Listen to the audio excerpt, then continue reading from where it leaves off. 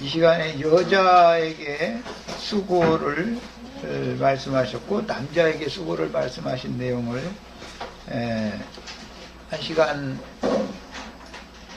여러 가지 이야기를 했는데 큰 중심은 아브라함의 두 아내, 다윗의 두 아내를 예로 들어드렸기 때문에 성경이 말하고자 하는 의도를 충분히 이제 이해를 하셨을 것으로 믿습니다. 유대인들이 있고 유대인들에게 율법에 의해서 저주받은 하나님의 버림을 받은 자라고 생각하였던 세리와 창기와 모든 죄인들, 오히려 신약시대에 와서는 저주받은 사람들이 오히려 복을 받은 사람이 되는 거다. 저주를 변하여 복이 되게 하시는 하나님의 비밀의 경륜을 암시하고 있다, 이걸 말씀을 드렸고, 특히 다윗의 나중에 이제 후사를 낳은 아내지만 원래는 이제 이방인의 아내였던 밧세바의 예를 아까 아내가 들었는데, 밧세바라고 하는 이방 여인이 조물주, 천지와 만물을 창조하시고 경영하시는 조물주 하나님의 예정하신 구원을 얻을 수 있는 방법은 유일하게 유대인 중에서 구속하신 하나님의 백성들 중의 왕이었던 다윗의 아내가 되어져서 다윗의 생명의 씨를 낳아서 그로 하여금 다윗의 위를 잇게 하는 후사를 얻을 때 이방 여인이 하나님의 나라의 국모가 되어지는 구원을 받을 수가 있는 것이다. 이것은 이미 구속사의 가장 큰 중심이기 때문에 창세기에 보면은 요셉이라고 하는 야곱의 아들이 우여곡절 끝에 이제 애굽에 내려가게 됐고, 저주받은 땅이라고 하는 것은 애굽의 그 델타 땅, 델타 지역으로서 농사하기에 좋은 이제 기름진 땅이죠. 이런 것이 다 상징입니다. 그래서 아무리 기근이 와도 애굽에는 식물이 있었던 것이죠. 육신에 속한 식물은, 땅에 속한 식물이 있었죠. 이제 우여곡절 끝에 이제 애굽으로 내려가게 됐는데, 요셉은 분명히 히브리인이지만 하나님의 절대적인 안배로 애굽에 이제 내려가게 되어가지고 거기서 종의 신분으로 살다가 하나님의 역사심을 통해서 애굽이 이제 총리가 되어졌는데, 애굽의 총리로서 애굽 왕 바로의 중매를 받아가지고 애굽의 신 온이라고 하는, 그 온이라는 말은 태양이라는 뜻이에요. 그 이제 태양성이라고 그러죠. 헬리오폴리스라고 그러죠. 애굽의 그 태양성. 우리 지금 쓰고 있는 이게 이제 연력, 그 인력이죠. 그런데 이제 흔히 우리나라 사람들은 태음력을 사용했기 때문에 달력을 이제 원력이라고 우리나라 사람들은 말하지만, 원은 이게 인력이죠. 태양력을 말한 거니까. 이 근원이 애굽에서 이게 나온 겁니다. 그래서 그 애굽의 범할 수 없는 절대적인 신이라고 하는 것은 태양신이었어요. 그러니까 태양신의 사제인 보디베라라고 하는 그 온 제사장의 딸인 아스낫이라고 하는 여자를 애굽왕 바로가 중매를 해가지고 요셉의 배필이 되게 되었죠. 그 우상숭배자의 제사장의 딸이 이방 여인이 부정한, 영적으로 보면 부정한 여인이에요. 이거 이제 이방 여자가 히브리인의 조물주 하나님, 참 하나님의 예정하신 구원을 얻을 수 있는 조건이라고 하는 것은 단 한 가지 길밖에 없습니다. 그건 뭐냐면 아주 정통 히브리인에게 혼인을 해가지고 그의 자식을 낳는 거예요. 그래서 이제 상징이 이미 창세기에 이게 이제 돼 있는 거예요. 그 아스낫이라고 하는 여자는 요셉을 남편으로 맞아가지고 므낫세와 에브라임이라고 하는 두 자식을 낳았죠. 그래서 그 두 자식들이 이제 훗날 그 아버지가 애굽에 내려오게 되므로 요셉에 의해서 그 이제 손자를 이제 아버지께 이제 인사를 시켜야 되니까 인사를 시켰을 때 축복을 그 할아버지가 이제 그 손자에게 축복을 해주는 그 내용을 보면은 내 아들로 입적한다라는 말을 했죠. 그래서 이제 요셉의 아들이 아니고 이 두 아들 후에 낳는 애들은 네 아들이고 이 두 아들은 내 것이다, 이렇게 이제 그 굉장한 말입니다. 사실은 이제 그런 걸 구약 성경에서는 엘로힘이라고 그러고 이제 접붙여진 아들, 입적한 아들, 이제 그런 뜻인데 신약에서는 피오데시아라고 그래요. 이것은 입적했다 이 말이에요. 입적. 그 몸으로 나지 않았어도 법적으로 입적을 해가지고 자식을 삼는 것을 상징하는 거예요. 우리는 이방인이니까 입적된 아들들이죠. 유대인들은 육으로 낳기 때문에 자신들이 생각할 때는 친아들이다 생각하지만 사실은 영적으로는 종의 자식들이지요. 육체라는 건 종이니까. 이게 비밀입니다, 이게 성경에. 그래서 실제적으로 야곱의 12아들들인 이스라엘이 장자권을 실제로 얻는 것은 요셉이었게 되죠. 이게 너무너무 비밀스러운 거예요. 땅에서는 육적 장자가 장자권을 얻게 되지만 육적 장자는 세일산을 기업으로 얻고 영적 장자는 하늘의 시온산을 기업으로 얻는 문제를 이제 말하기 때문에 여자와 남자에게 수고를 명하시고 저주받은 땅을 개간해서 농사해가지고 산물을 얻어서 먹으라, 이렇게 말하는 것이 어마어마한 비밀이다. 이것은 역사상으로 볼 때는 애굽 땅이라고 하는 것은 즉 가인에게 저주가 임해졌고 육적 장자인 그 가인은 아버지의 땅에 농사하는 직업을 승계받게 되지요. 기업으로. 이것은 애굽의 델타 땅에 사는 애굽 사람들을 상징한 것이단 말이죠. 그건 애굽 땅은 저주받은 땅이단 말이야. 축복받은 땅은 젖과 꿀이 흐르는 가나안 땅이죠. 이게 이제 대비를 해놓는 거예요. 그럼 가나안 땅 사람들이라는 말은 스루보니게 여자, 가나안 여자의 딸이 구원받는 얘기 신약 성경에 나오죠. 가나안 여자가 오히려 구원을 받고 히브리인들은 마태복음 23장에 보면은 의인 아벨의 피로부터 성경과 제단 사이에서 돌에 맞아 죽은 바라기아의 아들 사가랴의 피까지 너희가 담당하라. 너희가 어떻게 지옥의 판결을 피하겠느냐 하면서 지옥 판결을 선고받았죠. 유대인들이 오히려. 이건 너무너무 아주 감춘 비밀이다 이거예요.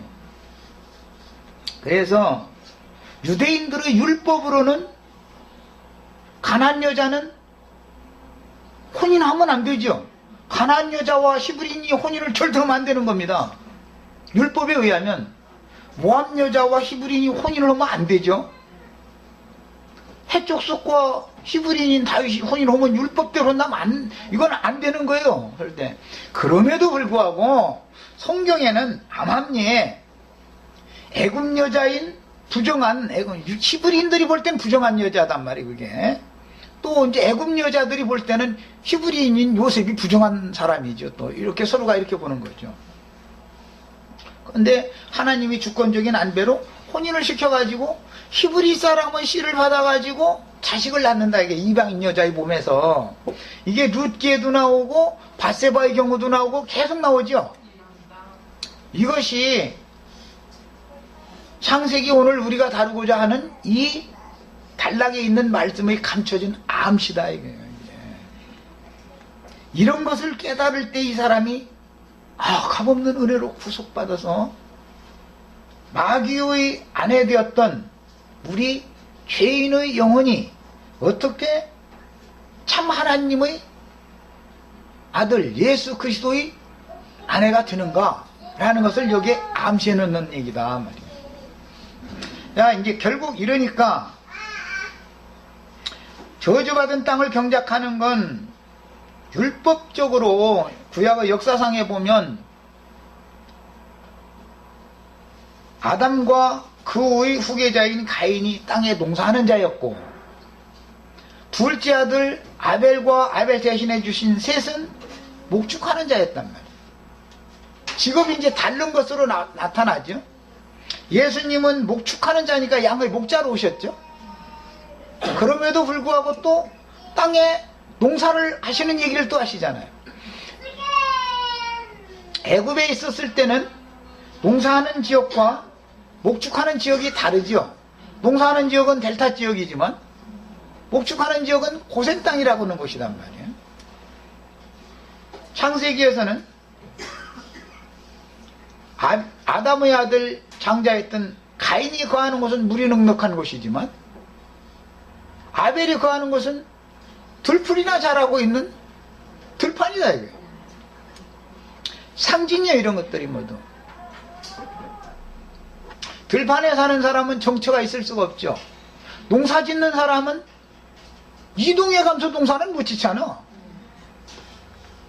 어떤 정처를 정해두고 그 땅에 자리를 잡고 이만큼은 내 땅 하고 뭔가 울타리를 쳐놓고 그걸 농사를 짓는 거잖아요.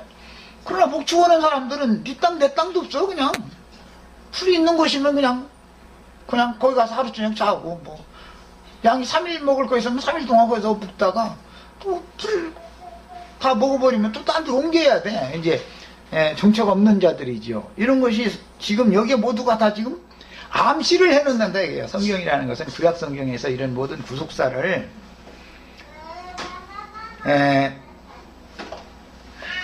신약 성경에 보면 우리는 종의 영을 받지 아니하고 양자의 영을 받았다 이렇게 이제 번역을 해놨는데, 그 양자라는 말이 신아들로 입적한다라는 뜻이에요. 입적, 피오데시아. 이것은 입적하는 영을 받았다. 입적해서 아들 되게 하는 영을, 우리는 아들의 영을 받은 것이고, 육신의 몸으로 직접 자기가 낳았으면 그것은 그들이 생각할 때는 친아버지지만 영적으로 볼 때는 친아들이 아니다 이거예요. 이것은 육적 자녀지. 이것은 이게 너무너무 비밀스러운 거예요.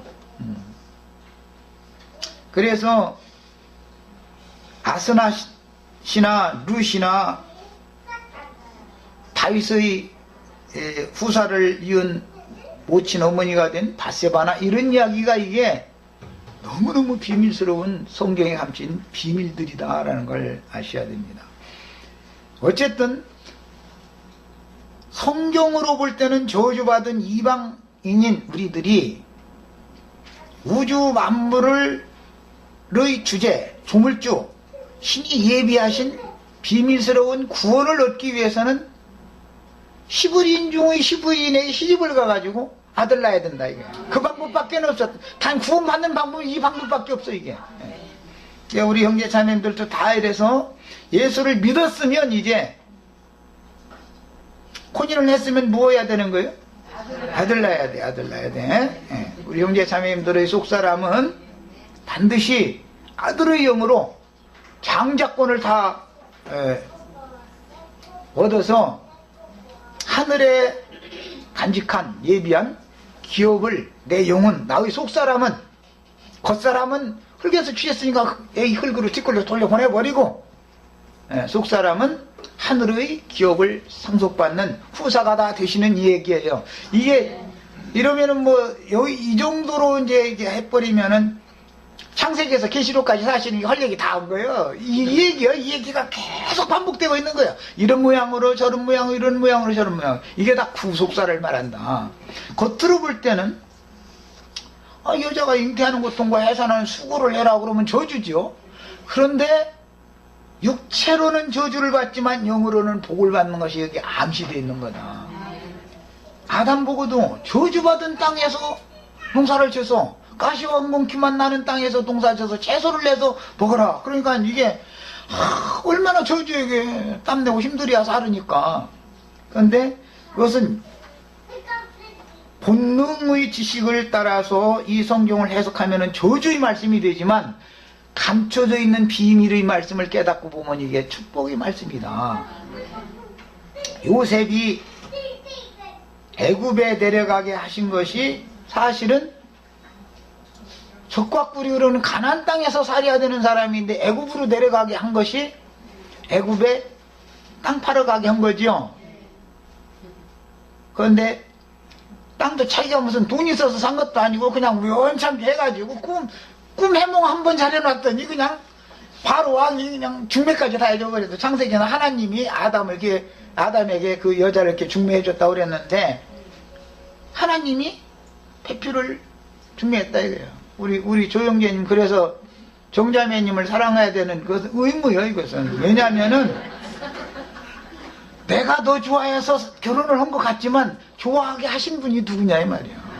예, 이게 반은 여자인데 말이야. 딱 많은 여자를 놔두고 꼭 나중에 후에 결혼하고 나서 보니까 뭐 그렇게 막 꼭 내가 그때 이제 약간 뭐가 좀 쉬어서 그랬지 지금 보니까 그렇지 않은데 말이야.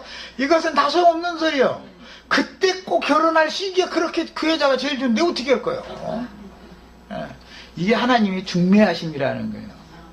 그리고 이제 그 시부모 되는 분들은 며느리가 마음에 안 들어도 며느리와 고부 사이가 계속 사이가 안 좋으면은 결과적으로 누가 불행히 오게 돼요? 내 손자가 아들은 뭐 당연하지만 그 저희가 알아서 할 일이고 어차피 자기 자식이 불행하게 되죠. 그러니까 며느리로 인정을 끝내 안 했다가는 자기 집안이 풍비박산되고 만다 이거예요. 결국은 하나님이 며느리로 들이시게 만들고 손자까지 딱 나누고 나면 분말 없어야 돼. 이제 그 전에 미워했어도 이제는 주소리도 말고 가만 놔둬야 돼. 인정을 안 할 수가 없는 거예요. 사이가 아무리 내 마음에 안 들어도 사이를 끝내 내 가족으로 인정을 안 해주면 누가 불행해져요? 내 딸과 내 자식이, 내 손자가 불행해진다 이거예요. 그럼 이건 잭소리도 묻는 거예요. 이게 하나님의 이게 절대적인 중매라고 하는 거 이게 혈연 관계를 통해서 가족 관계를 만들어 놓으면 끊을 수도 없고 뗄 수도 없죠. 세상살이 같으면까지 있는 뭐 남남 같으면은 뭐 비상공 뭐 하면 아이고 너하고 나하고 오늘부터 이걸로 딱 하고 단교하고 그냥 절교하고 끝내버리고 말자. 그런데 이 사돈관계라는 것은 이거 사람 주고 아주 이 사돈관계는 참 하나님이 이거 그냥 이렇게 딱 해서 세상 사람들은 그거 얽혔다고 그러는데 한번 얽어놓으면 이걸 어떻게 허들못해. 왜? 사위나 며느리를 내가 미워해봤자 결국은 내 손자가 불행해지니까 결국 내 불행이 되니까 너도 침 뱉으면 나만 손해니까 쨍투해도 못하고 참 김치 익히는 것처럼 삭혀야 돼. 여기서 그래서 삭은 것이 맛있어. 다 보면 뭐든지 이 하나님이 전능적입니다. 그래서 우리는 인생을 살 때도 이런 말씀을 통해서 인생의 삶의 지혜를 배워야죠. 또 사람을 지혜롭게 살아야 되는 거잖아요. 하나님이 정한 것에 지혜롭게 산다는 것은 순종하는 법을 배워야 한다 이게요. 불순종해가지고 하나님의 뜻을 거슬려 버리면 내 인생이 괴로워. 반드시 징벌이 따르게 돼 있어. 불순종에는 징벌이 당연히 따르게 돼 있는 거예요. 이걸 알아야 돼. 젊은 때부터 이걸 배워야 돼. 그래서 주님께서 나에게 내가 원치 않지만 나도 모르게 우연찮게 내가 이렇게 저렇게 엮여졌다. 그래가지고 나라고 하는 현재의 위치 여기를 나 데려다 놨다. 이건 순종하는 걸 배워야 된다.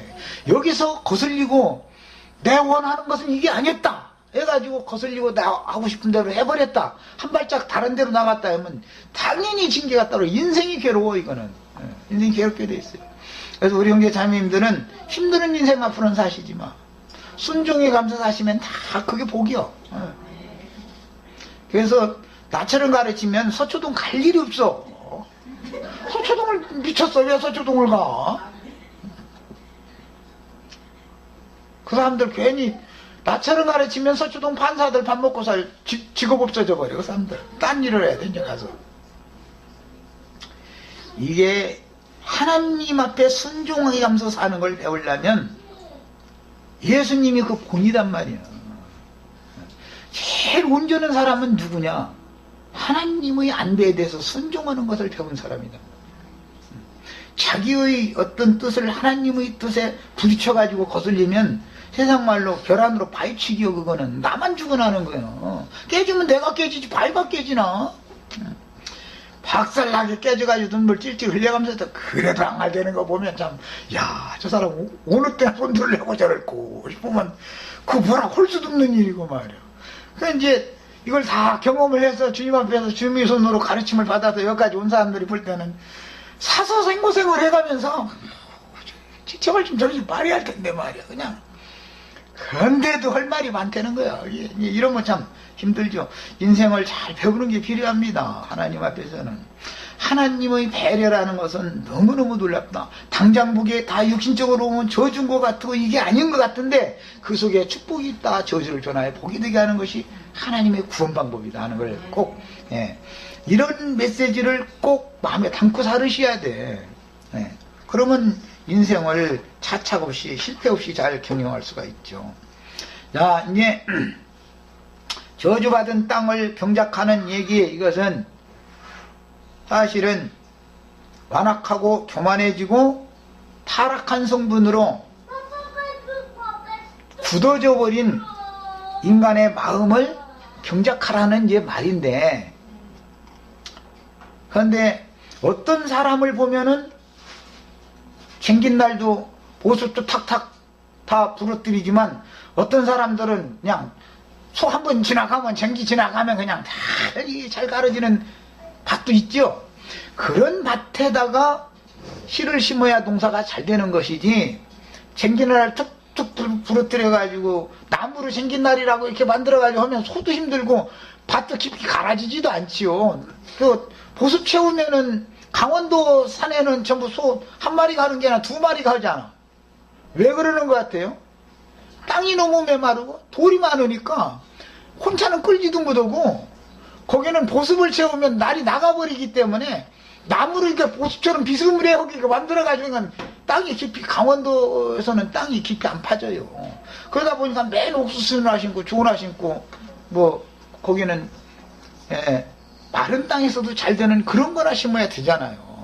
이런 거 세상 나라의 죄를 봐도 인간의 마음이라는 것이처럼 종류가 많은데, 기왕이면 세리와 창기와 보던 죄인들의 마음과 같이 그런 깊이 잘 파지고 잘 갈아질 수 있는 그런 마음들이 다 되시게 하기 위해서 하나님께서는 내가 원하는 방법으로 어떤 일을 하신 것이 아니라 율법으로 말하자면 저주받은 사람으로 인생을 살게 만들어 가지고 사람을 곱게 잘게 곱게 갈아놓는다는 거죠. 그래야만 좋은 밭이 되기 때문에 그런 거였었던 거예요. 그러니까 그런 일이 와도 다 아멘 하고 감사함으로 받으시고, 하나님이 하셨으니 의원이 나보다 꾀가 많아서 지혜가 많으셔서 이렇게 하시겠습니까 해야 되는데, 사람이 그게 내가 말은 쉽지만 이게 잘 안 돼. 하나님이 살아계시다면 말이요, 해도 눈부시지 않냐고. 내가 예수를 믿어줘도 이렇게 잘 믿어줬는데 말이요, 예수님은 나를 위해서 뭘 해준 게 있냐고 말.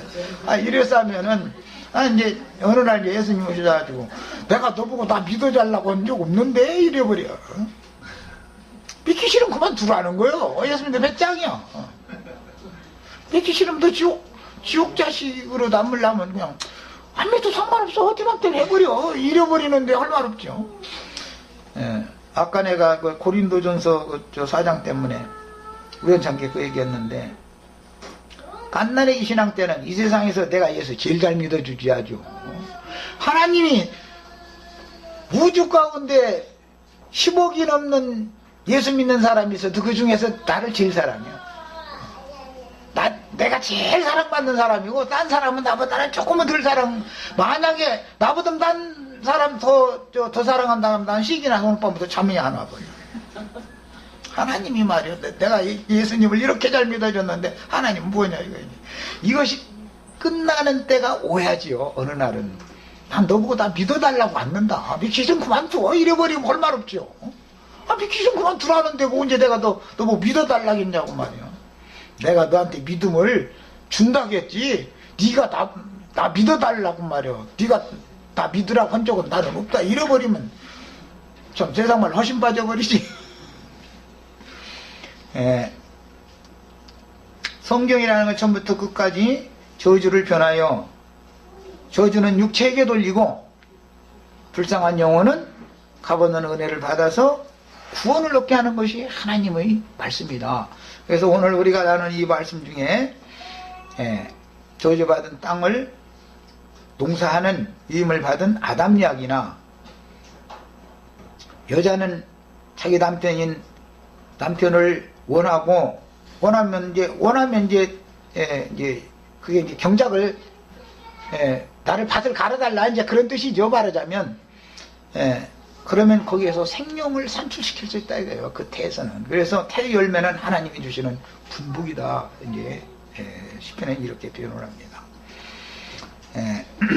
여자는 복음을 전하는 사람을 만나면 예수를 주와 그리스도로 영접을 해야 되는 것이죠. 그게 원하는 자죠. 원하는 자.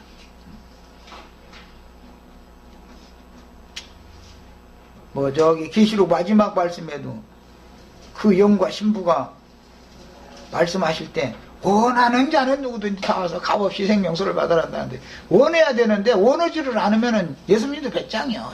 싫다는 여자한테 보려고 끝내 쫓아다녀 가지고.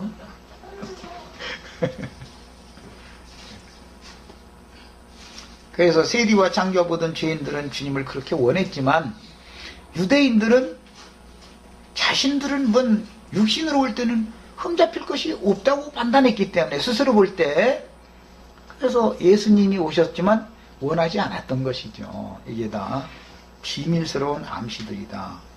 예수님이 천국 말씀을 전하실 때 원하는 자들은 예수를 주로 영접해서 주의 말씀을 받아가지고 거듭나잖아요. 다. 또 하나님의 자녀로 거듭나지만 원치 않는 자들은 성경을 아는 객관적인 본능적인 지식은 많은데 거듭나진 않는다. 생명의 역사는 일어나지 않았다 이 말이죠. 그럼 왜 그런 거예요? 여자가 여자로 남자가 남자로 개지랄이 나서 그러는 거죠. 그럼 생명의 역사가 안 일어나는 거예요. 그거는 본능적인 지식으로 막 신학교에 가서 뭐 따따붙다 막 가르치고 막 그거 가지고 가서 또 남 가르친다고 이러고 다니고 이건 절대 생명의 역사가 안 일어난다 이거예요. 거기에서는 하나님이 정하신 창조 질서에 따라서 순종을 해야 돼. 하나님이 말씀을 맡겨 보낸 종 선지자들을 만나면 다소곳이 겸손하게 귀를 열고 마음을 열고 들을 줄 알아야 되는 거다 이게. 그래야 거기서 생명의 역사가 일어나는 거죠. 그런데 율법 지식이 머릿속에 가득 들어있어 가지고 말이야 모세의 글에는 이렇고 저렇고 해가면서 따지는데 아이 그 모세한테 그 말씀을 주신 분이 지금 오셔서 얘기하는데 참 예수님 내가 예수님이라 하면 아이고 이 멍청하고 어리석은 것들아 해가면서 막 한 번씩 쥐박을 것 같아. 그런데 그냥 참 예수님 참 인내심도 많으셔. 나 같으면 직설적으로 아니 그 말 내가 모세한테 내가 한 말이요 그게 나 같으면 이래버려. 그런데 팽팽 돌리니까 혼동하게 만들어버려가지고 그것도 사실은 그게 이제 그 저주밖에 그 이제 그들의 그 눈과 귀를 막힌 상태로 저주를 받으라고 이제 그런 것인데 우리는 이런 말씀들을 통해서 모든 말씀들이 구원의 말씀으로 나에게 하신 말씀으로 다 받아줄 수 있길 바랍니다. 디모데전서 4장 11절로 16절 사이에 보면 네가 네 자신과 가르침을 삼가서 이 일을 계속하. 이 일이라는 건 때를 얻든지 못 얻든지 전도의 말씀을 전파를 해라. 그 일을 하나님의 이 일을 지금 승계해서 해라 그 말이에요. 이것을 행함으로라면 전도를 함으로 그 말이에요. 네 자신과 네게 듣는 자를 구원하리라 그랬습니다. 그러니까 가시왕궁키만 내는 저주받은 땅을 수고해가면서 땅을 파서 농사를 짓는 이 일을 계속하면 조금 하다 보면 힘들죠. 좀 자꾸 해찰이 나오고 쉬고 싶고 뭐 오늘날 이제 기독교계의 목사들 같으면 그게 돈 생기는 일이고 먹고 살기 위한 일이니까 그냥 하지만 하나님의 종들은 그거 혼다이가 돈 생기는 것도 아니고 이게 무슨 육신적으로 생기는 게 아무것도 없잖아요. 내 것 하나로 달리면 달렸지. 그러니까 이렇게 하다 보면 그래도 나고 좀 당연히 그렇게 되지요. 이것은 경험이 필요해. 또 이것도 이 말 못 알아듣습니다. 기독교인들은, 기독교계 목사들은 이런 일을 해봤어야 이게 무슨 소리인지 알지. 꾀가 나지요. 내가 죽어를 뭐냐. 아니 좀 생땅이랑 좀 그만 좀 보내시고 이제 좀 남이 다 가려놓은 거 다 그냥 꽁으로 그냥 이렇게 좀 남이 안에 내가 취할 수 있도록 이렇게 좀 해달라고 가만히 앉아서 말이야. 자기는 쓰고도 않고 그냥 세상 말 주워 먹으려고. 이제 이런 생각이 살살 들어오거든요, 사람이라는 거는. 그런데 그때 그게 시험이다 이거예요. 내가 너보고 수고하라 그러지. 남 쓰고 온 거 네가 뺏어 도둑질을 하고 했지 않나? 그렇게 하지 않았잖아. 그러면 참 할 말 없죠. 이런 것이 다 경험이 필요한 거예요. 이게 사역자들이 성경이 정한 대로의 사역을 하지 않다 보니까 이런 말을 못 알아듣는 거예요 지금. 이것은 내가 남을 가르치는 말로 먼저 나 자신을 가르치는 거다 이거예요. 그 로마서에 보면 네 가르치는 말로 너 자신은 가르치지 않느냐 이래놨죠. 나 자신을 먼저 가르쳐서 내가 먼저 듣고 나의 구원을 먼저 받아야 되는 일인 것인데 다 그냥 자꾸 듣는 자 구원만 자꾸 생각하고 나는 빠져버리면 내가 애써서 주님 앞에서 수고해서 일을 해놓고 나서 주 예수의 날에 나는 버림받으면 무슨 소용이 있냐 이거예요. 그게 무섭던 사람들이요. 종들이죠. 일은 죽어라고 했는데 너는 기업이 없어. 종놈한테는 기업을 주는 게 아니니까 아들한테 주지. 자기가 애써서 일을 했는데 엉뚱한 사람이 기업을 받고 자기는 종놈은 그냥 이럴 때 품삯도 다 받아갔잖아. 문 품삯도 받을 게 뭐가 남았는데 너는 이제 받을 것도 다 받고 다 끝났어. 살아생전에 너 부귀영화 다 받고 존경받고 목사님 신부님 하면서 하나님 또 받을 짐도 다 받고 다 해놨는데 무슨 놈 뭘 더 달라는 거예요? 끝이죠 이게. 근데 이런 얘기하면은 기독교계 목사들은 귀를 처막고 안 들으려고 그래요. 귀를 처막고 안 들으려고. 아담과 하와에게 내려진 이런 저주의 말씀은 인류에게 저주가 들어왔다라는 것을 상징으로도 보여주지만 구약 성경에서는 히브리인들은 육신적인 하나님의 자녀들인 히브리인들은 하나님의 아들들이다, 하나님의 자녀다 생각했고 육신적으로 혈통적인 이방인들은 하나님의 저주를 받은 사람이라고 생각했죠. 자신들은 선민이라는 이런 사상이 깊었던 거예요. 그러나 구약시대 율법적인 복이 신약시대 영적으로는 저주가 될 줄은 꿈에도 생각을 못하는 거죠. 지금 기독교계가 똑같은 짓을 반복하고 있다 이게요. 자칭 유대인들이 하는 짓이나 똑같은 짓을 하는 거예요 지금. 이 땅에서 몇십만이 모인다고 자랑했었고 세계에서 제일 큰 예배당 지었다고 했으면서 이게 하나님이 전이라고 했었고 그러지만 사실은 그게 하나님은 그런 곳에 거하는 것도 아니거든.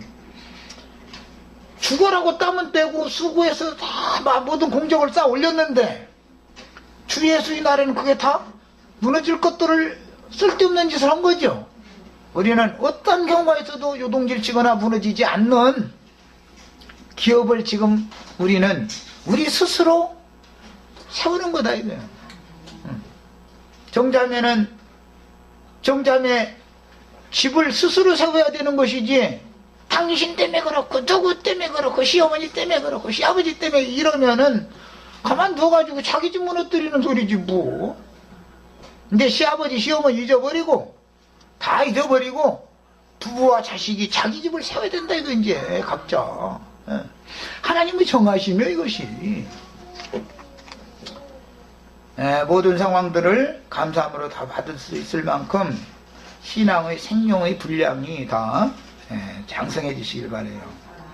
그 다음에 이런 역사는 본 후일 예수님이 연약한 육신의 몸을 입고 자기 땅 자기 백성들에게 먼저 찾아오셨죠. 예수님은 먼저는 자기 백성들, 유대인들에게 보내심을 받았잖아요. 처음부터 이방인에게 보냄받은 게 아니죠. 자기 땅의 자기 백성들은 젖과 꿀이 흐르는, 율법대로 자면 젖과 꿀이 흐르는 가나안 땅 백성들이요. 선민들이요, 이게. 그런데 그 가나안 땅에 갑절의 저주가 임하고 가나안 땅에 선민으로 살고 있던 자들에게 지옥의 판결이 선고될 줄은 누가 생각했냐 이 말이요. 이게 너무너무 비밀스러운 거예요. 육신적인 하나님의 자기 땅, 자기 백성, 율법적으로는 젖과 꿀이 흐르는 가나안 땅, 선민인 하나님의 백성들에게는 오히려 그 땅에 저주가 임하고 그 땅 백성들이 오히려 지옥 판결이 내려진다는 것은, 축복이, 육신적인 축복은 저주가 되고 육신적인 저주는 축복이 되는 거, 이게 비밀이다. 이게 감춰져 있는 거예요. 그래서 너도 그러고 우리 정자매도 그러고 다 이 땅 사는 것이 뭔가 내 뜻대로 안 된다 해가지고 이것을 축복이라는 것을 아셔야 되겠어요. 저주가 변하여 축복이 되는, 이게 하나님의 복음인 거예요. 이 말을 못 알아들은 사람이 이게 하나님의 자녀가 된 사람이 아니에요. 그냥 예배당 열심히 다니는 사람이죠. 그냥 내가 예수 믿어주는 사람이에요. 예수는 어떻게 하다 보니까 그냥 믿어지게 된 거지. 그래가지고 믿어진 것이지, 왜 위로부터 믿음이 와서 믿어진 거지. 내가 믿은 것은 다 가짜요. 내가 믿은 건 전부 가짜요. 그건 인간이 예수 믿어줄 수 없습니다. 하나님께서 은혜로 주신, 은사로 주신 그 믿음이 내 속에 왔기 때문에 이 바쁜 날 지금 돈 벌려고 여기 와서 이런 말씀 듣는 것이, 이것이 시간을 더 아껴서 쓰는 것이다고, 이것이 더 유익한 시간이다고 하니까 이러고 오는 거예요. 안 그러면 나도 가서 뭐라도 해서 돈벌이를 해야지. 그렇다고 돈벌이도 하지, 이러면 돈벌이 하지 말고 그러면 어떻게 입만 벌리고 있으면 사냐고. 아이, 그렇지 않습니다. 열심히 일을 해야죠. 열심히. 육신의 세상에 살아있는 동안은 세상의 것을 취해서 먹고 살아야 되니까 남한테 아쉬운 소리 하고 손 벌리지 않으려면은 나 빼빠지게 일을 해야지 당연히. 그런데 그것은 내가 예수를 믿어도 해야 되고 안 믿어도 해야 되는 것이지, 내가 예수 믿으니까 하는 게 아니야. 안 믿는 사람도 열심히 도대야 돼. 세상 일이라는 건. 유구일이 모든 것의 완성이 아니다라는 걸 이제 깨닫게 해주려고 말한 거예요. 자, 이제 그 다음에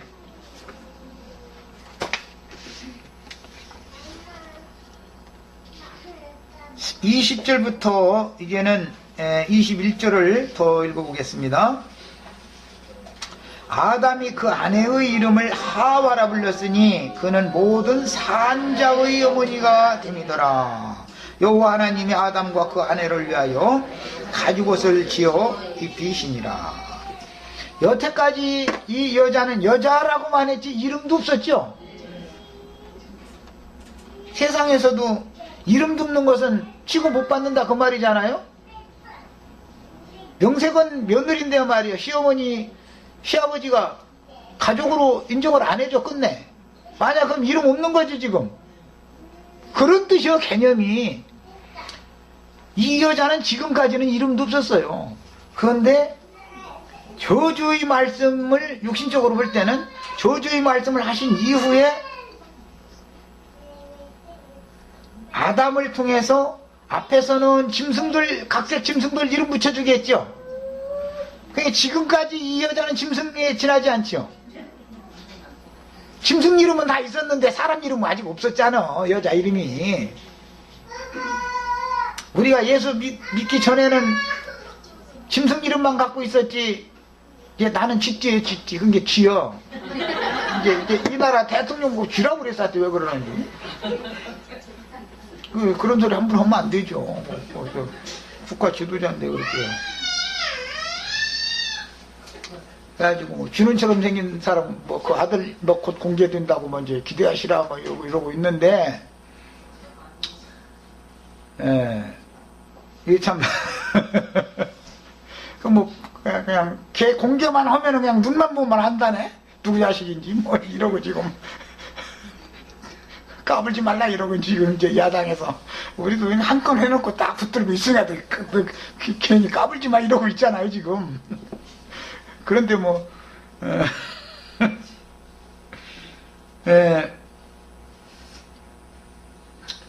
하와라는 사람 이름을 받기 전에는 짐승 이름밖에 없었어요 이 세계에는.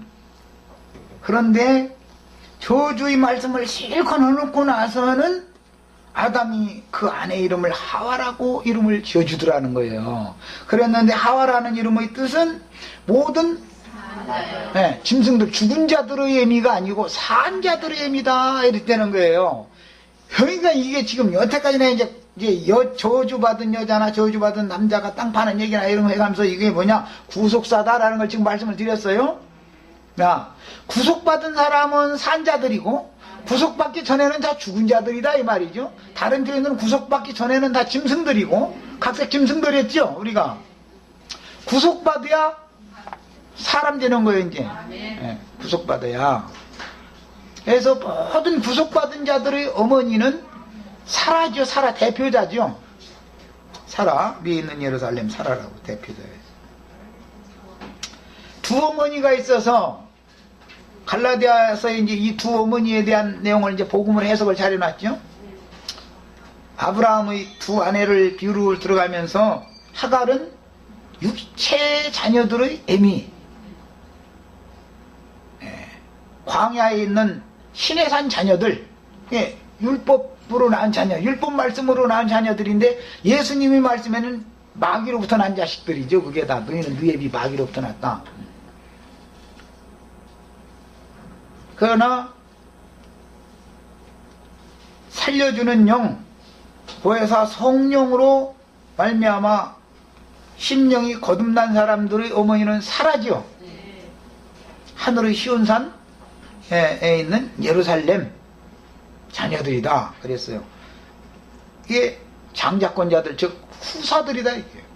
사라가 낳은 자식이래야만 후사다. 왜? 하나님은 육체가 아니고 영이니까 영적 자녀가 돼야 된다 이 말이에요. 그러니까 이제 산자들의 어머니 이 말은 모든 구속받아서 성령으로 말미암아 영이 거듭난 사람들의 자녀들의 어머니를 말한 거지요. 즉 말하자면 저주받은 땅에서 동사해가지고 아담 부부가 먹고 살 채소로 태어난 사람들이래야 하와를 어머니라고 부른다 그 말이죠.